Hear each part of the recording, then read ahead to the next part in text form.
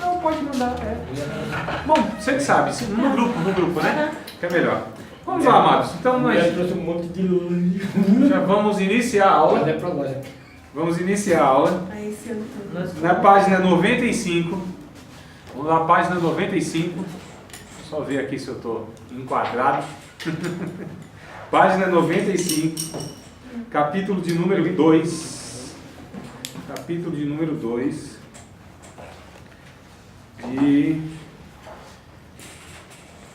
Da unidade 2, não é isso? Unidade 2, capítulo 2. É isso mesmo, irmãos. Vamos lá. O que ficou para trás, se vocês tiverem alguma dúvida, porque nós já comentamos, inclusive, né? O conteúdo. Então eu queria partir aqui da página 95 e tentar ver se nós conseguimos o capítulo 2 e o capítulo 3 hoje. Tá? Tá comentando. E vocês, por favor, participem da aula. Perguntem, questionem, interrompam a qualquer momento, não tem problema. E a gente vai caminhando assim. Então vamos lá. Agências educativas. A família, a escola e a igreja. Se alguém puder ler essa parte introdutória, eu agradeço. A família, sim? Isso, a família, a escola e a igreja. Tá, eu vou ler. A família, a escola e a igreja são agências educativas necessárias para a formação do bom cidadão e do bom cristão. As duas primeiras são as agências socializadoras e apresentam aspectos comuns e divergentes ao mesmo tempo, pois embora compartilhem a tarefa de preparar as pessoas para a vida socioeconômica e cultural, divergem nos objetivos que têm nas tarefas de ensinar. A última, obedecendo à ordem de Jesus de ensinar todas as nações, aparece no cenário educacional como uma agência educativa, através do programa de educação cristã e principalmente pela sistematização do ensino oferecido pela escola dominical, que investe nas potencialidades do ser humano desde a mais tenra idade. Isso. Neste capítulo verificaremos como se dá a influência da família, da escola e da igreja, como agências educativas na vida dos cristãos. Isso, então nós vamos hoje estar refletindo sobre essas três agências, que é a família, a escola e a igreja. Então aqui são três agências distintas, que elas têm uma finalidade educativa, cada uma na sua área, né? Então a gente vai ver a importância de todas elas aí. Então vamos para a primeira, que é a primeira de fato em tudo, né? Que é a família. Então a família, agência de formação do caráter. A família é a primeira agência socializadora da criança e o lugar indispensável para a garantia da sua sobrevivência. Independente do arranjo familiar ou da forma como está estruturada, é na família que a criança recebe proteção. E é também na família que as crianças adquirem as condições para se desenvolver integralmente.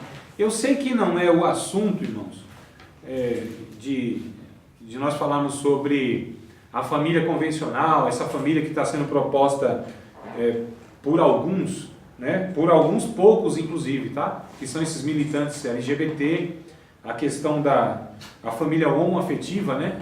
Então, essa proposta, ela não é uma proposta da sociedade.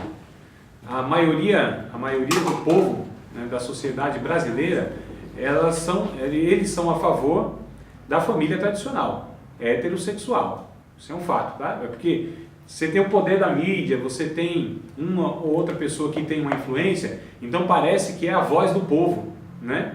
Mas as pesquisas, inclusive, que são feitas, os brasileiros não concordam. Os brasileiros, a grande maioria, eles são a favor da família tradicional, não da família homoafetiva, tá? Não é o caso, mas a gente precisa estar pontuando alguma coisa aqui, porque a família, ela é a primeira sociedade, ela é referência para a criança. Então, é na relação familiar que a criança, ela vai aprender uma série de virtudes e de pontos para a vida. Então, a gente vai trabalhar nessa questão aqui, tá bom? Então, por isso, o lar desempenha um papel decisivo na educação formal e informal das crianças. É nesse espaço familiar que são aprendidos os valores éticos, humanitários e aprofundados os laços de solidariedade e onde se constroem as marcas entre as gerações e são observados valores culturais. Só para lembrar, irmãos, a questão a gente não está dizendo, por exemplo, que 2 homens não podem ensinar valores éticos, humanitários e tal. Isso vai ser um questionamento. Podem. A questão é que a criança terá dificuldade em distinguir, inclusive, daquilo que é natural, né? A figura do pai e da mãe, do homem e da mulher, a formação da criança. Mesmo porque isso é uma proposta antinatural. Não é, o homossexualismo não faz parte da natureza, né? O que a gente fala faz parte da natureza? Aquilo que faz parte da biologia. E o que faz parte da biologia? Faz parte da biologia macho e fêmea. É simples assim, né? Não existe na biologia, não existe na ciência nenhuma comprovação que exista, por exemplo, nós temos cromossomos. Os cromossomos são aquilo que define, né? Existe o DNA. Então tudo isso faz parte da biologia. Isso é imutável, irmãos. É imutável. A ciência pode evoluir o que for, isso nunca será mudado. Faz parte da natureza, da biologia. Isso não pode ser alterado.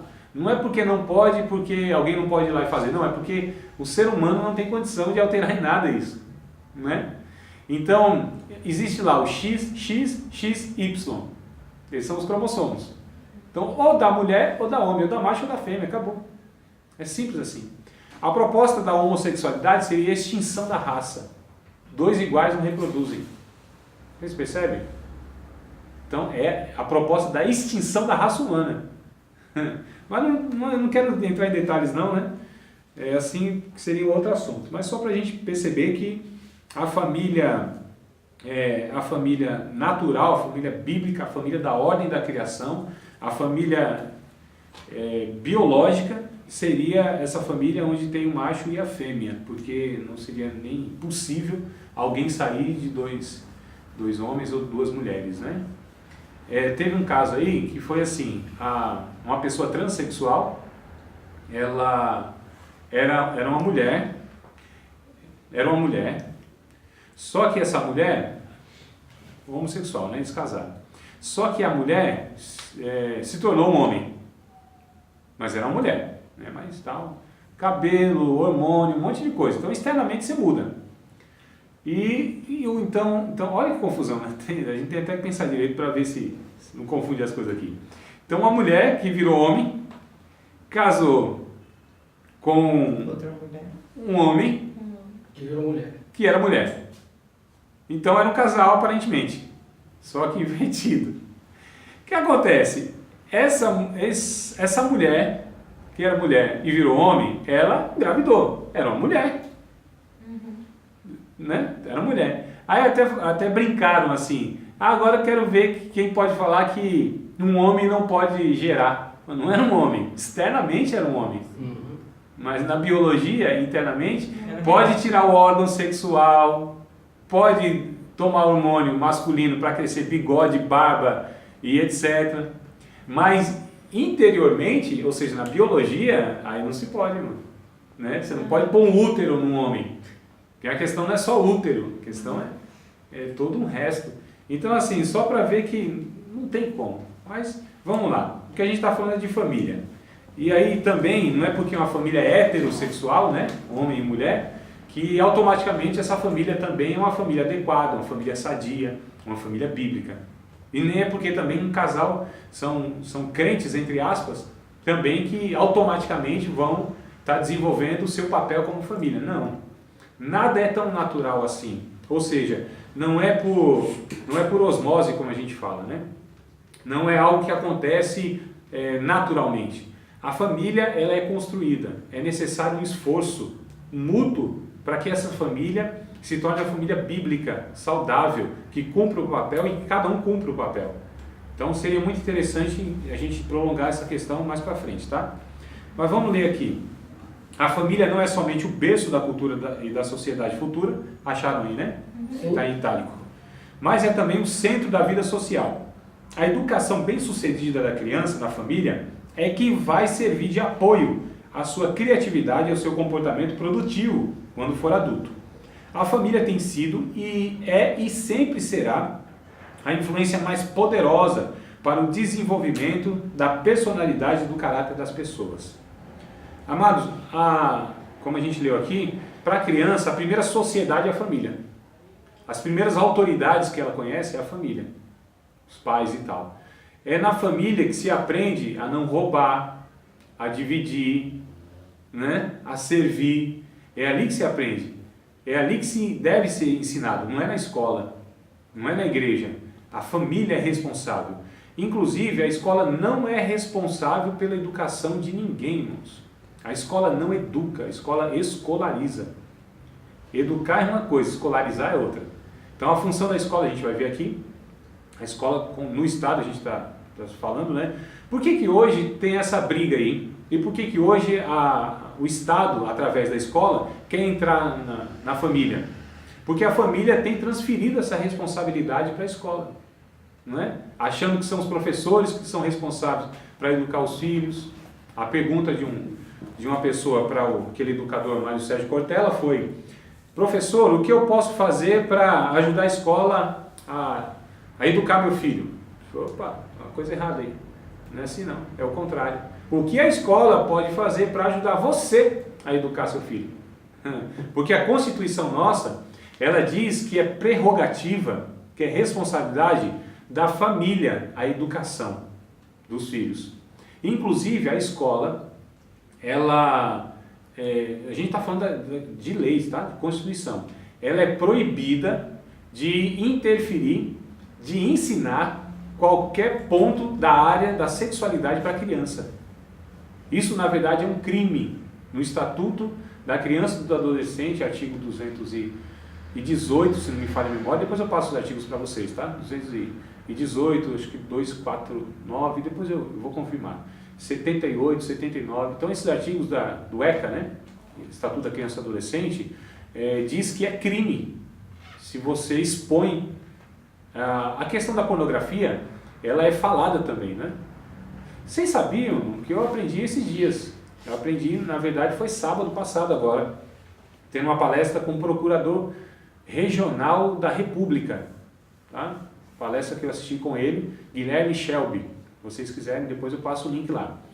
E ele mostrou para nós, inclusive, que é possível, criminalmente, uma pessoa ser processada por estupro de vulnerável sem tocá-la. Ó, depois a gente conversa. Foi interessante o negócio, né? Porque eu nunca tinha imaginado um negócio desse. Então, percebe como a lei, ela garante uma série de direitos, né, às nossas crianças, que o próprio MEC, o Ministério da Educação e Cultura, está infringindo. O próprio órgão do governo está infringindo as leis, irmãos, da Constituição. Eu fiquei assim também espantado com isso. E a minha pergunta, que não deu para perguntar na hora lá, né? Não foi dada a oportunidade lá, até ia ser, mas acabaram, acho que, deixando passar.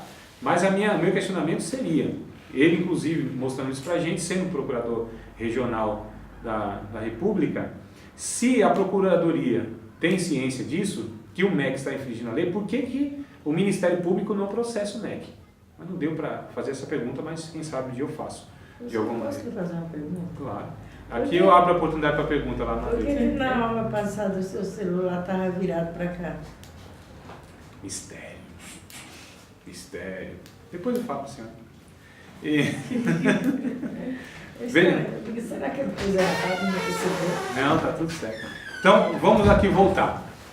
A questão é, a escola não é responsável, tá certo, pela educação dos filhos, são os pais. O pai e a mãe são os responsáveis pela educação do filho, questão ética e moral. Então é lá que se aprende quando o menino, ele mente, que tem que ser ensinado, é errado mentir, né? Quando ele vai e pega alguma coisa que não é sua, é lá na família que tem que ser ensinado que é errado pegar aquilo que não é seu. Quando ele não quer repartir alguma coisa com outro irmãozinho, tem que ser ensinado que ele precisa exercer a generosidade. Quando ele não quer ajudar nas tarefas de casa, no mínimo arrumar o seu quarto, pôr o seu prato, lavar a louça de vez em quando, né? Então ali que é ensinado a ele que ele deve servir e que as coisas custam. A gente não está falando de trabalho escravo infantil. A gente está falando de educar uma criança, irmãos. Não é exploração nenhuma. Né? Nós fomos educados assim. Se não fomos, deveríamos ser. Mas essas coisas é na família que se aprende. Aí a gente está falando da família em geral. Tá bom? Nós vamos daqui a pouco chegar na família cristã. Que aí o caldo vai engrossando um pouquinho mais. Mas apesar de sua importância, ela tem tido dificuldades, ou seja, da família, né? Para cumprir seu papel devido às grandes e rápidas alterações porque tem passado a sociedade nos últimos tempos.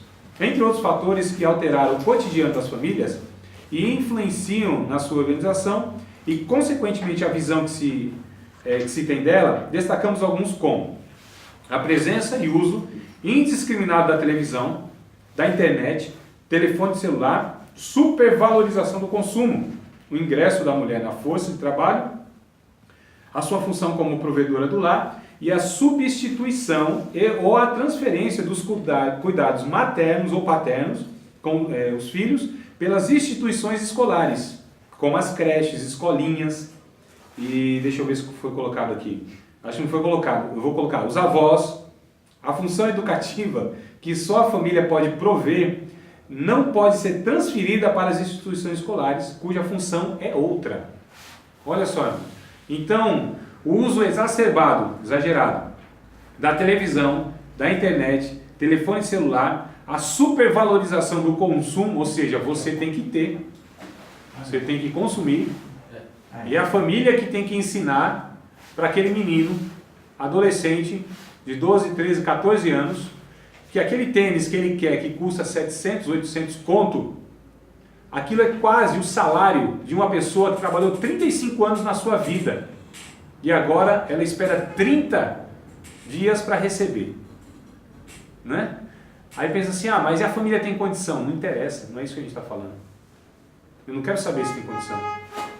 E o que a gente quer saber, inclusive, é se está sendo ensinado o valor das coisas. Porque enquanto muitos ganham o valor daquilo que ele pisa todo dia, sem ter a noção e sem fazer nada para merecer aquilo, outras pessoas trabalharam 35 anos da sua vida, ou ainda trabalham, e com 900, quanto é o salário mínimo, irmãos? 937. 937, então. Trabalham aí em 30 dias para pegar 937 e seria o bruto, né, irmão?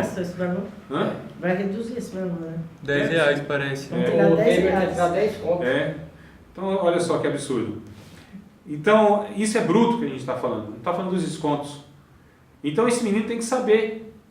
Tem que aprender a valorizar as coisas. E tem que aprender mais ainda que as pessoas não valem pelo que têm, e sim pelo que são.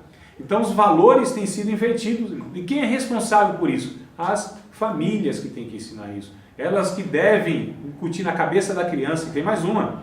A criança até 6 anos, se elas não aprenderem certos pontos éticos e morais e certas virtudes, certas qualidades, certas verdades, terá dificuldade depois disso para estar, no caso, assimilando. Aí é um trabalho, um esforço muito maior. Então ensina a criança enquanto é criança. Da mais tenra infância possível, a criança tem que ser ensinada. Tá certo? Estudos mostram cientificamente que desde o ventre a criança já tem capacidade de aprendizado, assimilar, Verdade. ter gosto por músicas, por alimentos, desde o ventre. Né? Então, o ventre aqui não. Então, vamos lá. O ventre dele é no estômago. Não, meu é. Então vamos lá, o ingresso da mulher na força do trabalho, né? Então essas coisas têm sido transferido aí a responsabilidade para as escolas, né? Mas vamos lá, o papel da família na educação. Historicamente, desde que se tem conhecimento, os pais tiveram um papel fundamental na educação dos filhos. E por muito tempo eram eles que definiam, melhor dizendo, os valores da vida e tinham como missão o encorajar, o corrigir e dar a formação moral dos filhos. Além disso, o convívio familiar era mais intenso e eram comuns o respeito e o apego à família. Então, olha só, o que tem acontecido hoje? Hoje tem acontecido pelo distanciamento. Pega-se a criança lá às 6 horas da manhã, leva na crechezinha, né? Aí lá para as 5 da tarde, está lá o pai ou a mãe para pegá-la de volta.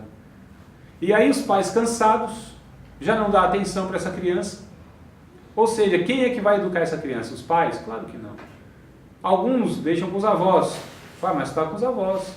Mas os avós não educam e não são responsabilidade deles, já foi o tempo deles. Né?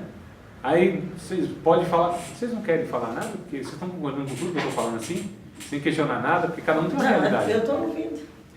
Eu sei. Por enquanto eu estou só ouvindo. Porque é o seguinte, irmãos, a gente percebe... Mas, amados, pode ficar à vontade aí. Fiquem à vontade. Só não se acomodem, porque aí vão dormir se acomodar muito. Nós estamos na página de número 96, tá, irmãos? 96. 97. Então, o que acontece? 96, olha. 96. É. Então, o que acontece, amados?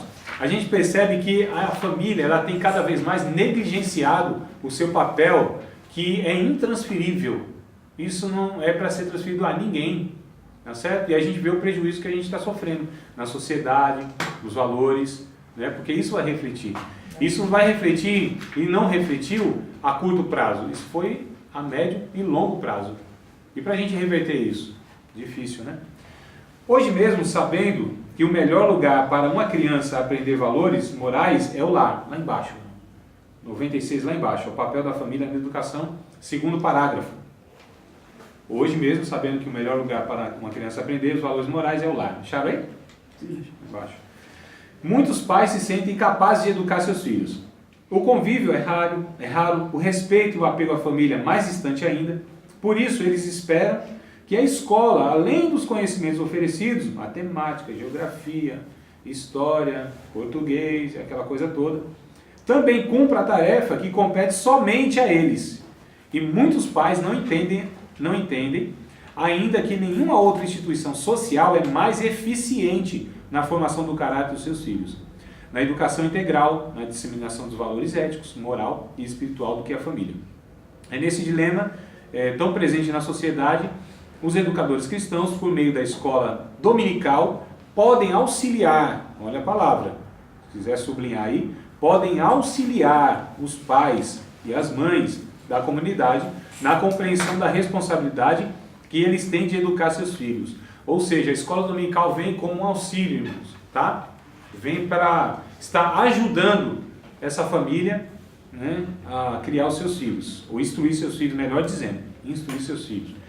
Para isso, podem oferecer atividades educativas e orientações que ressaltem os princípios da palavra de Deus para a família. E dessa maneira, a igreja marca sua presença na comunidade, levando a educação sadia e cristã. Irmãos, a criancinha, ela não deve ser colocada numa sala e dado a ela apenas uma figura para ela ficar pintando, tá? Precisa ter um ensino lá, eficaz, adequado para cada faixa etária, claro, né? Tem as formas e tal, mas você precisa ter um programa, a gente precisa pensar num negócio que seja eficaz aí para a criança. Nas igrejas evangélicas, os pais cristãos têm recebido ensinamentos sobre suas responsabilidades em educar seus filhos, pelo menos é o que se espera, segundo o padrão bíblico, né? Que eles devem ensinar e incentivar os filhos desde cedo a lerem a Bíblia. Ver se os pais estão lendo primeiro, né? Senão não tem como, né, irmão? Já pensou?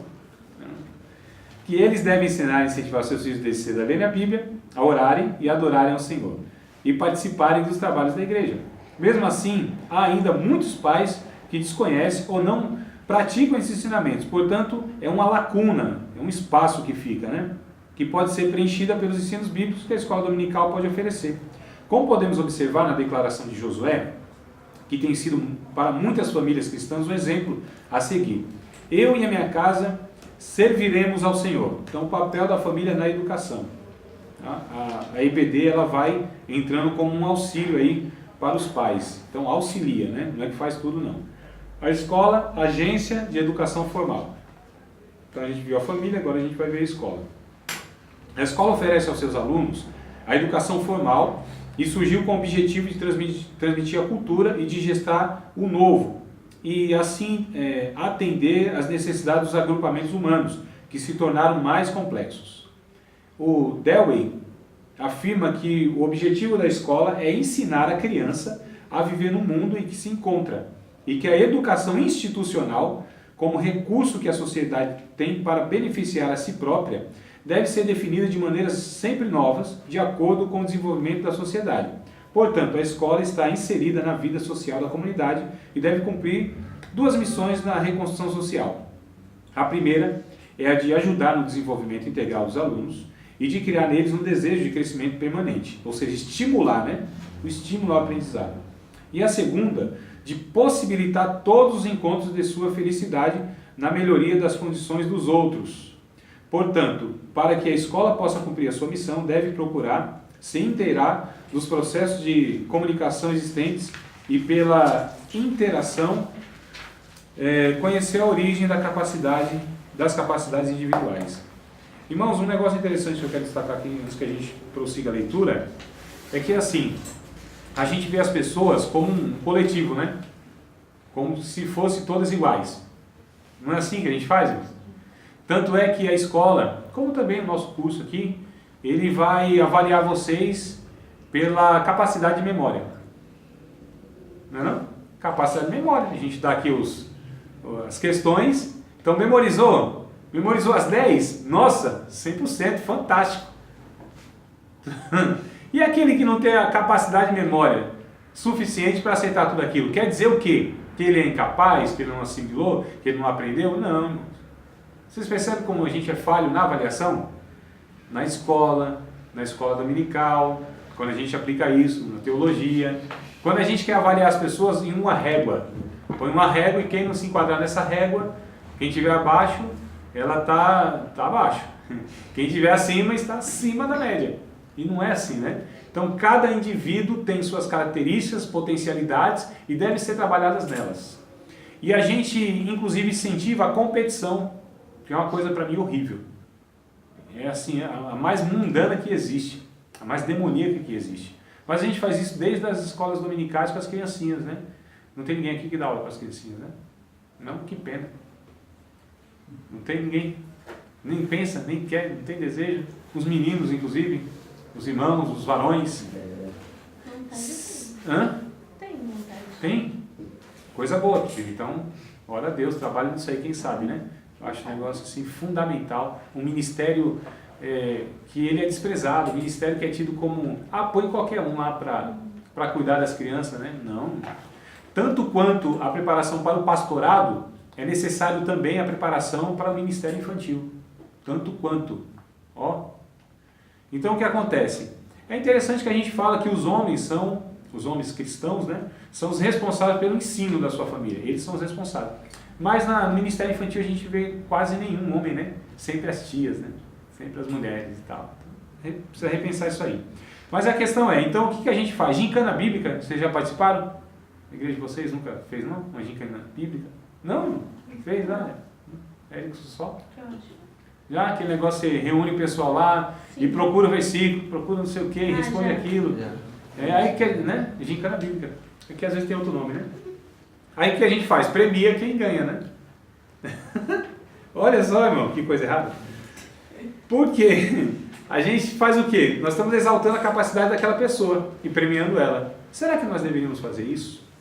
Ou será que nós deveríamos fazer para essa criança, esse adolescente, esse jovem, faz o seguinte, reparte. Como você conseguiu fazer isso? Mostra para as outras, reparte isso. Ao invés de premiá-la, ao invés dela receber o prêmio, ao invés de falarmos assim, você é melhor do que as outras, ensinar ela a compartilhar. Exato. Faz com que todas as outras também cheguem a isso que você chegou. Façam com que todas as outras tenham os meios, os recursos. Ao invés então de nós exaltarmos a competição, você é o melhor, faz o seguinte, pega aquilo então que Deus te deu de melhor, reparte isso. Generosidade intelectual, irmãos. Não é? Quando a gente reparte o que sabe, porque tem gente que não... Ele é um egoísta intelectualmente, Ele não passa as informações, ele não fala, então ele fica ali para ele, como só ele tem que ter o conhecimento, ter aquela habilidade, ele não usa aquilo para repartir, não é generoso. Isso é complicado quando a gente não trabalha, tá? Porque a gente vai promover sempre gente egoísta, gente que compete, gente que acha que é melhor que as outras. Ó, desde cedinho a gente faz isso dentro das igrejas, né? Também é preciso considerar as atividades como elementos da organização escolar e ponderar a educação como um processo inacabado. E a aprendizagem, por sua vez, tanto do adulto quanto da criança, deve acontecer por meio de atividades que apresentem situações problemáticas. Por causa disso, é importante que ela seja conduzida por meio de atividades de interesse do educando. O que acabamos de ler se refere ao que um educador secular pensa sobre a missão de uma escola. O entendimento dos princípios... desculpa, irmão, deixa eu ler de novo aqui que eu perdi o fio da meada. O que acabamos de ler se refere ao que um educador secular pensa sobre a missão de uma escola. O entendimento dos princípios defendidos aqui poderá auxiliar os professores cristãos e conduzir-se de modo que completem na escola dominical o que as escolas seculares não têm podido fazer, como oferecer um ambiente moralmente protegido. Olha que coisa interessante, para as crianças. O ideal para a educação das crianças seria uma escola cristã, mas a maioria das famílias não tem condições financeiras de sustentar os estudos nessas escolas, que são particulares. Sendo assim, desafiamos os professores superintendentes das escolas dominicais a aproveitar toda oportunidade para ensinar e influenciar positivamente tanto os alunos como seus pais. Isso pode ser feito por meio dos contatos que se estabelece com eles no dia a dia, como também com atividades ou eventos organizados com essa finalidade. Amados, a igreja, como agência de educação, deve em toda oportunidade ensinar, toda oportunidade. Não é isso que diz o Deuteronômio capítulo 6? Ensina o menino, não é? Cuca nele, intima as palavras, assentado, assentando, levantando, andando pelo caminho, ao deitar, ao levantar, em todos os momentos, em todas as ocasiões, em todas as situações. Eu acredito que todo culto, não precisa ser o culto aula, né? Eu acho muito interessante o culto aula, não teria proposta mesmo de instrução, mas todo culto deveria ter alguma coisa de instrução, alguma coisa, ensinar alguma coisa, passar alguma coisa. A gente tem que dosar esse negócio, porque assim, é sempre mais que a gente vê, é o culto sendo de cunho emocional, né? Se arrepia, chora, não é não? Fica emocionado, se quebranta, faz parte do processo, tá? Não está errado isso. Mas quando é só isso, aí fica complicado. Porque nós somos alcançados nas emoções, a gente sabe que emoção não transforma ninguém, não muda ninguém. A emoção do jeito que vai, do jeito que veio, vai também, né? Você chora, se quebranta, se arrepia, não sei o que, tal. Mas você sai dali, a emoção passou, é tudo certo. Aí vira um negócio viciante, né? Porque a gente é regido pelas emoções. Aí o que a gente julga? Os pentecostais julgam assim. E eu falo os pentecostais porque eu sou um deles, né? Então eu falo com propriedade e tenho direito de falar. Então os pentecostais julgam assim: se sentiu a presença de Deus, se arrepiou, se chorou, o choro parece que é o ápice de tudo, né? Ou a pessoa chorou, então aí Deus alcançou. Nem sempre, né, irmão? Nem sempre. E eu lembrei agora de lágrimas de crocodilo, mas nem vou falar sobre isso aí. A questão é, então a gente mede se foi uma bênção de Deus o culto, se teve essas emoções. Aí as pessoas que vivem nessas emoções, precisam sentir, porque o dia que não sente, qual é a conclusão? Não foi uma bênção, Deus não operou e tal, aquela coisa toda, né? Então o entendimento, ele não tem objetividade nenhuma de ser alcançado. E a Bíblia diz o quê, irmão? Nós somos transformados pelas emoções? Mude o teu coração, rogo-vos, pois, irmãos, pela compaixão de Deus, que apresentei os vossos corpos vivos, santo e agradável a Deus, que é o vosso culto emocional. E não vos conformeis com este mundo, mas transformai-vos pela renovação do vosso sentimento. É isso que diz? Sim ou não? Me ajudem aí. É isso que diz? Vocês não lembram desse versículo? Não. Não lembro, ninguém lembra. Eu não lembro. Então vamos ler, né? Onde está? Romanos, capítulo 12, versículos de número 1 e 2. Rogo-vos, pois, irmãos, pela compaixão de Deus, que apresentei os vossos... Romanos. Capítulo 12, verso 1 e 2. Apresentei os vossos corpos vivos, santos e agradáveis a Deus, que é o vosso culto racional. 12, capítulo 12, verso 1 e 2. Que é o vosso culto racional, verso 2. E não vos conformeis com este mundo, mas transformai-vos pela renovação do vosso entendimento ou da vossa mente. Aí vai depender de versões, mas o teor é esse aí. Culto racional e transformação do entendimento, da mente, do pensamento. Tá certo? Então, culto racional aí está doxia lógicos. A lógica, o entendimento, o pensamento, a razão precisa ser transformado, irmão. Nós somos regidos, ou devemos ser regidos por aquilo que é racional. Tá certo? Porque quem é regido pelas emoções, irmão, está perdido. Quem já tomou decisão assim, a flor da pele, assim, no impulso? Quem já tomou? Já tomou? Quem mais? Nem de vocês mais? Tudo racional? Eu já. Todo mundo, né? Na hora você faz sem pensar. Faz sem pensar. Faz no impulso. Compra no impulso. Né? É assim que é. Vai lá e compra no impulso. Não pensa, não calculou. Aí depois o que tem que fazer? Só se arrepender. Chorar. Só lamentar. Chorar as pitadas. Só arcar com as consequências. Aí tem que reparar o erro, pedir perdão para um, né? Geralmente quem age regido pelas emoções, ele se arrepende, quebra a cara. Geralmente é isso, porque as emoções elas são, como eu vou dizer, a Bíblia diz que o coração é enganoso, né? Mas as emoções elas nos traem, porque elas nos levam a fazer coisa que não é lógica, que não é racional. É de momento, né? É um instinto, né? É quase que algo animal. Você vai e faz, mas não foi racional. E aí a vida não é assim. A vida precisa ser pensada. Você precisa comparar, a gente tem responsabilidades. Não pode dar um passo maior que a perna, né? Então o entendimento precisa ser transformado. O entendimento precisa ser mudado. E ele só é mudado pelo ensino, pela instrução, pela reflexão, pelo pensamento, pela comparação, pelo estudo, pelo escrutínio, pela investigação, pela examinação. É o que a Bíblia diz: examine-se, pois o homem é assim mesmo. Examine-se. O examínio é o exame. O exame é onde você... O médico ele não diz, né? Eu vou te examinar. O que ele faz? Passa um scanner assim no olho. Não, né? Vai lá, toca, ouve, faz você fazer coisas e ele vai detalhadamente vendo se acha algum ponto, algum sinal, alguma coisa para ver se ele dá um diagnóstico adequado. Então ele vai detalhadamente, vai com cuidado, pouco a pouco, vendo todos os detalhes e comparando. Então isso é o indicado que a gente faça, o ensino. Então todo culto ele deve ter uma ponta de um ensino, de uma instrução. Para quando a gente sair do culto, alegre, quebrantado, chorou, extravasou as emoções, coisa boa também, senão morre do coração, estresse, um negócio doido, né? Então você precisa, né? Descarregar, chorar faz muito bem e tal, sentir a presença de Deus é muito bom também, ninguém vai questionar um negócio desse.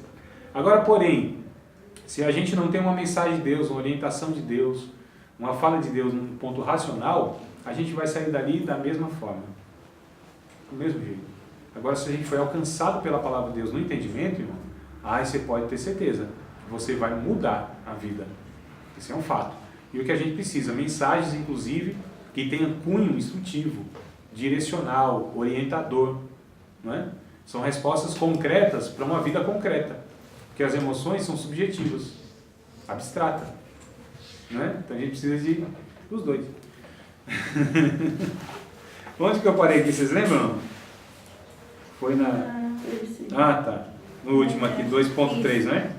A igreja, agência da educação cristã e os imperativos bíblicos. Para percebermos a igreja como agência da educação cristã, é necessário rever a ordem dada por Jesus. Ide, portanto, fazer discípulos de todas as nações, batizando-os em nome do Pai, do Filho e do Espírito Santo, ensinando-as a guardar todas as coisas que vos tenho ordenado. Então a palavra ensinar, ela aparece aqui. Entende-se por essa ordem de Jesus, ao comissionar seus discípulos a evangelizar e fazendo discípulos, ou seja, aprendizes, né? Que esses fossem batizados para serem integrados na comunidade e que fossem ensinados, sobretudo, o que ele, Jesus, lhes havia falado e instruído. Com essa orientação, Jesus estava sinalizando para a necessidade da existência de um programa de educação cristã. Portanto, de acordo com esse programa, o passo inicial é o de fazer discípulos, ensinando-os sobre quem é a verdade, como eu sou o caminho, a verdade e a vida. Primeiro passo. O segundo passo é o batismo, que é a indicação da aprendizagem sobre o poder da salvação, da morte e ressurreição de Cristo. E o terceiro, ou seja, deixa eu só parar no segundo aqui, porque só se batizaria alguém como fruto desse entendimento. Então você falou de Cristo, ó, Jesus é o único Salvador, Ele é o caminho, a verdade e a vida. Ele é o teu Salvador. Entendi isso. Então agora vamos para o batismo. Porque o batismo é a consciência disso, é o entendimento disso, é a aceitação disso. Então você batiza. Por que você batiza? Porque a pessoa já compreendeu isso, já é salva, já foi alcançada, já é regenerada. As pessoas colocam peso mais no batismo, não é só isso, coloca Então, medo na pessoa para dar um medo na pessoa não se batizar. não batizar, vai que Jesus volta agora, você não foi batizado, não vai ser salvo. Ó, que coisa equivocada, né, irmão? Que erro. Isso é um mau entendimento da Escritura, é simplesmente isso. Não tem, acho que não tem outra explicação. Se tem, eu acho que nem vale a pena. Mas essa é, eu acho que... Por que fazem isso? Não entendeu as Escrituras e nem entendeu o porquê do batismo. O batismo é uma confirmação externa, pública, daquilo que internamente já aconteceu na minha vida. Eu não me batizo para ser salvo, eu me batizo porque sou salvo. Estou declarando isso publicamente, mas já sou. Não é para ser, é para os que são. Entende? É igual às obras, as boas obras. Não é para ser salvo, é porque os salvos fazem. E Deus de antemão já preparou elas para que a gente andasse nelas. É o que vai dizer o texto, né? Então o batismo é só uma confirmação, só. Não, é uma declaração, não é nem uma confirmação, é uma declaração daquilo que já aconteceu. Entendeu? Eu fui salvo, alcançado, regenerado. Eu sou salvo, sou regenerado, já fui alcançado, já fui perdoado. Está tudo certo. Jesus viesse agora, iria, sem dúvida. Porque aconteceu isso na minha vida, a salvação, perdão dos pecados, a regeneração. O que preciso mais? Nada. Agora, eu declaro isso publicamente, falando, Jesus é o meu Senhor. Eu morri com Ele, fui sepultado com Ele e ressuscito em uma nova vida com Ele. Está escrito isso em Colossenses 1 e... Vamos lá ver? Capítulo 2, eu acho, 2 e 13, né? 2 e 13, 2 e 12. Colossenses. Capítulo 2. Veja, esse é verso 2 ou 3.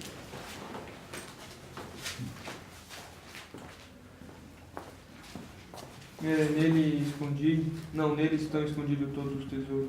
Capítulo 2, Colossenses. Nesse daqui é o capítulo 2, versículo 3. Dois, Esforço-me para que eles seja fortalecido em meu coração, estejam unidos em amor e alcance toda a riqueza de... Não, meu amado. Colossenses 2 e 12. É 12. 2 e 12. Isso. Por isso que eu não estava. Me ajude aí, varão. tá. Me complica. Eu entendi 2. Eu também entendi 12. 2. Capítulo 2. Verso 12. Mas quando vocês foram batizados? Então, vamos lá. Sepultados com ele no batismo. Nele também ressuscitastes pela fé no poder de Deus, que o ressuscitou dos mortos. E quando vós... É 2:12. Isso, irmão. Certo? E quando vós estáveis mortos nos pecados e na incircuncisão da vossa carne, vos vivificou juntamente com ele, perdoando-vos todas as ofensas. É só 2 e 12. Os caras leram mais um. Eu completei mais. Olha aqui, meus amados, ó. Morte.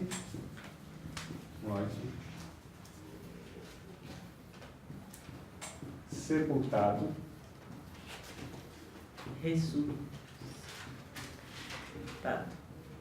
Ressurreição ou ressuscitado, né?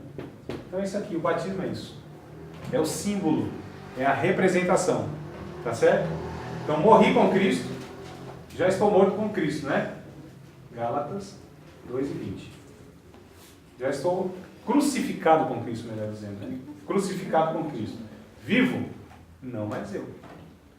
Se eu vivo, mas não mais eu fui sepultado. Fui morto, sepultado. Vivo, não mais eu. Mas Cristo vive em mim. Então eu ressuscitei com Cristo. Para quê?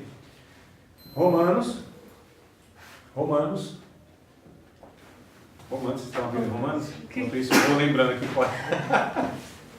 Romanos. Aleluia. Deixa eu ver aqui. Capítulo 6, verso 4. Romanos 6 e 4. Opa. 6 e 4 de Romanos. Eu acho. É isso aí mesmo. Então, primeiro nós fomos aqui em Colossenses, né? Capítulo 2, verso 12. Tá certo? Gálatas 2 e 20. Vivo, já estou crucificado com Cristo, vivo não mais eu, mas Cristo vive em mim. Então, fui sepultado. Então, eu estava, inclusive, morto nas minhas ofensas e nossos pecados. Nós ressuscitamos com Cristo. Então, nós ressuscitamos. Está lá em Efésios. Capítulo 2. Verso 1 em diante. Uns 8, 9 versículos lá. De Efésios 2, que vocês vão ter essas informações aí. Então, nós ressuscitamos. Para quê? Para viver em novidade de vida. Mas eu queria que vocês lessem o Romanos 6 e 4. Romanos 6 e 4. Por favor. Isso aí agora. Portanto, fomos sepultados com ele na morte por meio do batismo, a fim que, assim como Cristo foi ressuscitado dos mortos, mediante a glória do Pai, também nós vivemos uma vida nova. Novidade de vida, né? Vai dizer algumas outras versões, não é isso, Vinícius? Em novidade de vida, uma vida nova. Então aqui, ó, isso aqui o batismo representa isso aqui, deve representar isso. Então o batismo é algo público, é porque no tempo aí dos discípulos, né, dos apóstolos de Cristo, o significado social, o significado para quem se batizava era outro, era muito maior. Porque quando você declarava, naquele contexto, que você estava reconhecendo que Jesus era o Senhor, você estava se expondo à perseguição e à morte. Porque declarar... Irmãos, ó, eu não vou dar uma comparação exagerada não, nem estou forçando a hermenêutica. Tá? Não estou exagerando. Naquele contexto, seria a mesma coisa hoje de eu descer as águas e declarar para todo mundo, na TV, eu sou seguidor... Pensa no cabra ruim. É alguém ruim aí? Pensa em alguém ruim? Da sociedade, criminoso. Pensa em alguém ruim. Nossa, tem um monte. Tá, então me fale um ou dois assim. Não, de um criminoso mesmo. Não, esse é criminoso também, eu sei. Não, Aquele médico lá que pegou várias doenças. Abdel Maci, né? Isso, pode ser um Abdel Maci. Fernandinho Beiramar. Hã? Quem dá mais? Qual é aquele cara lá? Marcola. Foi o homem mais rico do Brasil? Aquele lá ainda... Não, eu tô falando de um criminoso que está na cadeia, um criminoso que é repudiado pela sociedade. Tô falando desses assim. Num criminoso mesmo. Chapinha. Champinha. Champinha, isso. Pensa num criminoso ruim, repudiado por todos, né? Gente assim, que causa asco, gente que causa ojeriza, nojo, gente assim, que a sociedade despreza. Então seria exatamente isso. Eu descer as aulas e falar assim, eu sou seguidor do Fernandinho Beiramar. Eu sou discípulo, ele é meu Senhor, ele é meu Salvador, ele é meu Deus. Seria exatamente isso naquele contexto. Percebe, irmão? O batismo, o significado que tinha? Essa declaração pública? Hoje não. Você se batiza dentro da igreja, a maioria são crentes, está tudo certo, o país vai se batizar, por exemplo, num Estado Islâmico. Lá na Síria. Vai se batizar numa Coreia do Norte. É mais ou menos isso aqui. Então você percebe que não é o batismo em si. Né? Mas e quem faz isso? Quem que se batizava naquele tempo? Aquele que tinha se convertido de fato, irmão. Não descia as águas qualquer um não para participar de grupo de jovens, para cantar na banda, para tomar ceia, porque... Não, se batizava de fato aquele que teve a experiência da regeneração. Porque ninguém ia se expor à morte, irmão, a não ser por uma convicção muito grande. Vocês percebem? Então, depois dos comerciais a gente volta.